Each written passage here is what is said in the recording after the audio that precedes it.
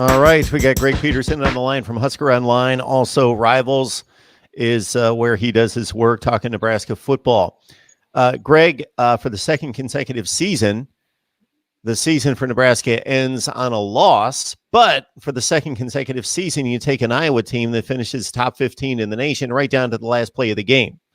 And so the improvement wasn't necessarily as obvious to track through the second half of the season as it was in 2018, but the team finishes one game better at 5-7, 3-6. Obvious disappointments because many in the media and elsewhere thought that the team had a good shot at the division, and the division is ramping up rapidly. Minnesota obviously took that big leap.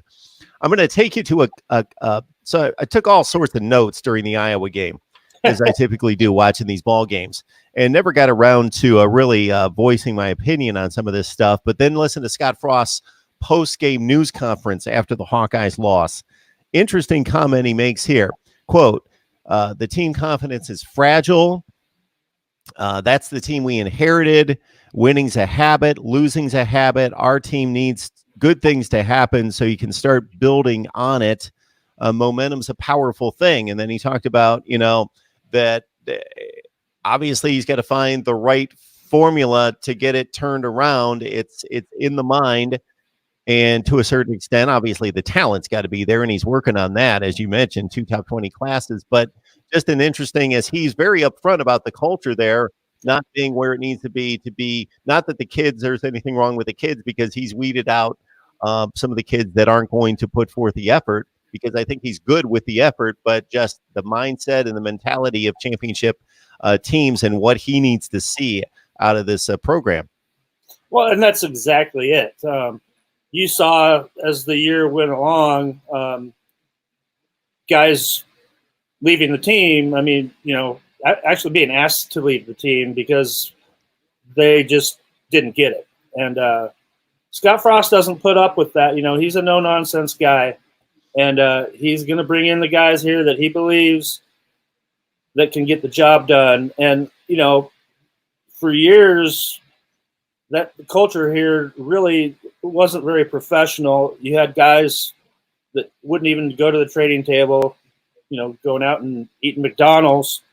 Guys that weren't held accountable for lifting, and it was pretty sad state of affairs once you dig into kind of how this program had really dripped down to where they were. Frost, like I said earlier, it takes time, and he's weeding out those guys. You can tell who wants it and who doesn't want it, and you've seen those changes now already on the roster. Even during the season, as the season was going on. So, yes, it was a very fragile psyche. You had some guys in there that like the guy we talked about earlier, Muhammad Berry, Lamar Jackson. Those guys are the kind of guys that they bleed Nebraska red. Guys that are always going to love this program. And then you got other guys that are just in it, just trying to get to the next level the easiest way possible. So the culture here definitely is moving towards where Coach Frost wants it to be. And, you can see he's willing to make the changes needed. Let egos aside, he if you're not doing it his way, hit the highway, So, yeah, you're gonna see a big difference in guys that care about this school, care about this program. You look at the recruiting classes. You got to look at the walk-ons too that he brings in.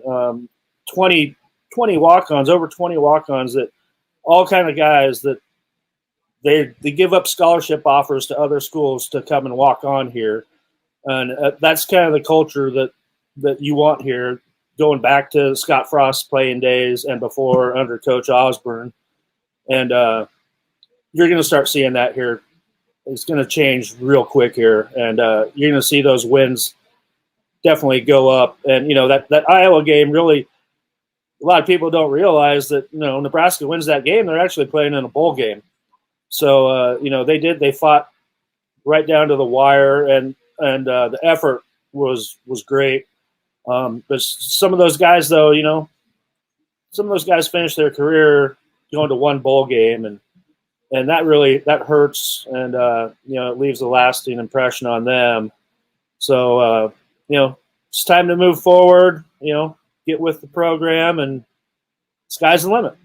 Greg, I can see it in the way you just described it, and I watched it after watching the Hawkeyes game, and then I must have watched some coverage on the Big Ten Network, I believe, when they were talking to Nebraska seniors, and because we celebrate those teams and those seniors that walk off the field and they won a championship or they've won multiple championships, and everybody applauds and goes crazy about, but that doesn't discount the effort of guys that went through rough times during their tenure at a particular program, like these guys. That doesn't mean that they worked any, and I'm talking about certain players, obviously not the entire team, but certain guys didn't work just as hard, love their school just as much, won't be coming back to support the program, and Scott Frost just as much. That just things didn't work out, and a lot of them had to answer some difficult questions about, things didn't necessarily work out as well as you wanted these 4 years. What do you take away? And they still express, hey, they didn't regret it. They don't regret their decision. They still love their time at Nebraska and still put it all out on the line. It just didn't work out quite as well as they wanted it to. Yeah. And I think that happens everywhere. And some of these guys that we're talking about, they played under 3 different coaching staffs. And, that's really hard on guys, especially like some of those defensive backs that have been in and out of here for the last years. Had a different position coach 4 years in a row, and that's just crazy. But yeah, I mean, leaving a lasting impression on a program, I just those kind of guys that they come in here, they play for a school, they don't play for a coaching staff. They come to a school because that's their dream school that they want to go to. You see some of Joe Burrow. What an example of him. Nebraska was his dream school. He was never recruited by Nebraska. Bo Pelini's staff never recruited him. Then he wanted to come back here when it was time for him to move on from Ohio State. He still wanted to come back here.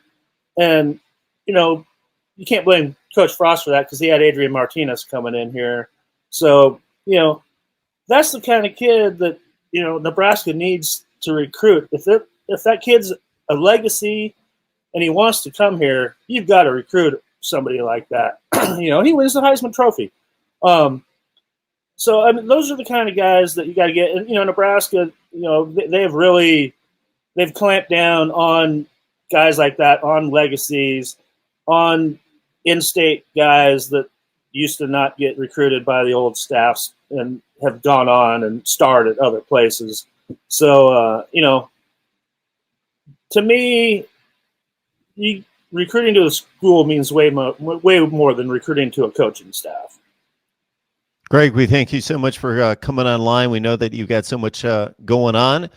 You can catch Greg's work at Husker Online, also does work at Rivals. Greg, we appreciate the time.